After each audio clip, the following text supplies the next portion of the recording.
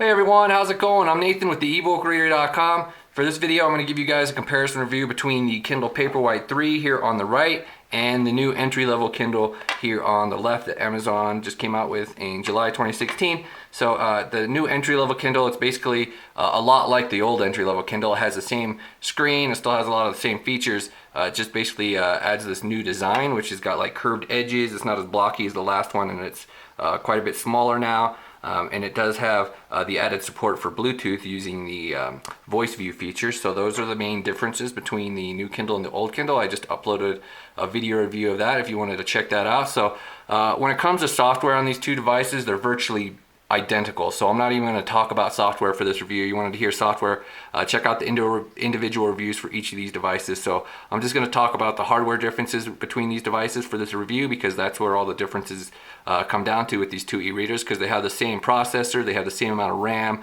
I mean, the speed to turn pages, it's the same. All the like main reading features, the exact same. Amazon has the same, basically the same exact software on all their e-readers. So you're not getting any advantages by spending more money, even on the Kindle Oasis, as far as e-reading features go. First things first, the biggest difference between these two devices is the screen. I don't expect it to show up well here on this camera, but the Kindle Paperwhite 3, it has a 300 ppi e-ink screen. Text is way clearer and crisper than it is on the entry-level Kindle here, which still has the older 800 by 600 resolution screen, which is like from 6 years ago. And so the text, it looks fine, but I mean, when you're comparing it to the Kindle Paperwhite, it obviously it's a lot clearer, especially smaller fonts. Things are a little bit more blocky on the lower resolution screen on the entry-level Kindle. So the bigger difference, though, it's not just the resolution, it's the fact that the Paperwhite has a light. So if we turn off this light right here, you can see a huge difference. So the entry-level Kindle, it doesn't have any kind of source of illumination, so you need like a book light or a lamp to get good contrast on it. It works well when you're reading outside, obviously. You don't get the screen glare or anything. But when you're in like lower lighting conditions, or even just average lighting conditions like it is right here, there's a window wide open behind me with light streaming through, and it still is pretty dim looking on the entry-level Kindle, because the way e-ink works, it sort of has like a gray color to it. Whereas on the Paperwhite, it's a lot wider, a lot more book-like. So the screen, the front light helps a lot, even in like normal lighting conditions, not just when it's dark. So obviously, even at half brightness here, the screen, obviously you can tell, it's just a lot wider than the entry-level Kindle with no light. So I strongly feel that most people are going to be a lot happier with the front lit e-reader, just because it adds a lot more contrast. I mean, even if you get a Kobo or a Kindle, it doesn't really matter. It's just getting one with the front light seems to help a lot, just with contrast, in my opinion. I mean, I'm not a big fan of the non-front lit e-readers anymore. I mean, that's what e-reading was like 6 years ago. Then we got front light, so now, I mean, it's a big advancement in my opinion. It doesn't like decrease battery life anymore or anything like that. I mean, these two devices get roughly about the same battery life, so there's not really an advantage to not having a light, really. So another difference with these guys is this one, if you look closely, it has that black line in there. That's because this has an infrared touchscreen. And the Kindle Paperwhite has a capacitive touchscreen. One difference that I can tell you with is the infrared touchscreens, they're more sensitive. Like I have this stylus right here, and all you have to do is barely touch the screen and it works. With the capacitive screens, you have to touch a lot harder with this particular stylus. So I would actually say that the infrared touchscreens are a little bit better in my opinion. Some people would probably disagree with that, but I find them to be a little bit more responsive. I find things just to be a little bit smoother when you're like adding fonts, or adding highlights.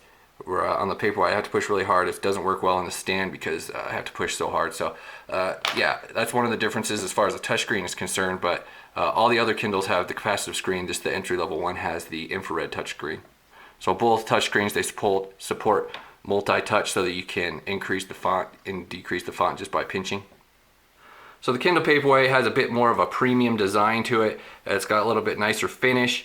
And then on the back, it has a sort of a soft texture to it, whereas the entry-level Kindle, it's got more of the budget feel to it. Though I do think it's a big improvement over the previous entry-level Kindle, but it still has that kind of budgety plastic feel a bit to it. Okay, so the size difference, the entry-level Kindle is a bit smaller. As you can see right here, it's a bit shorter. Let's see here, I'll match up the bottom. So it's about, I don't know, half an inch shorter, maybe 3/8 of an inch, and it's also a little bit narrower, just a hair, maybe 1/4 of an inch.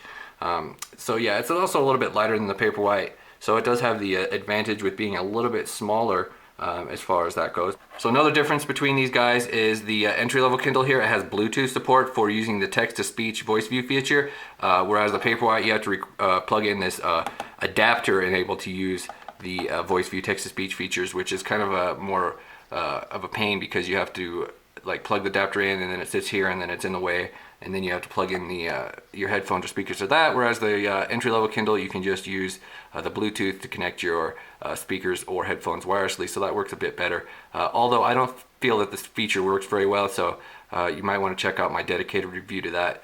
So both Kindles are available in black and white now, so I just wanted to get a white Kindle just to show the difference here, so you can actually get either of these in white or black now. So Amazon added that option recently. It's been available, they've been selling white Kindles in other countries for like over a year now, but finally they've started bringing them to the US as well. It's kind of interesting. Okay guys, so I'm going to go ahead and wrap up this review right here. You can check out the ebookreader.com for some additional info. You can find more reviews on my YouTube channel, of course, as well. So like I said, the main differences, of course, comes down to the screen. If you want a light, get a Paperwhite. I really do recommend the Paperwhite. It is the best Kindle, in my opinion, because the other ones are so much more expensive. But the entry-level Kindle, obviously, without that light, I'm just not a fan of it anymore. I really like the option of having a light. I really don't understand why you wouldn't want a light.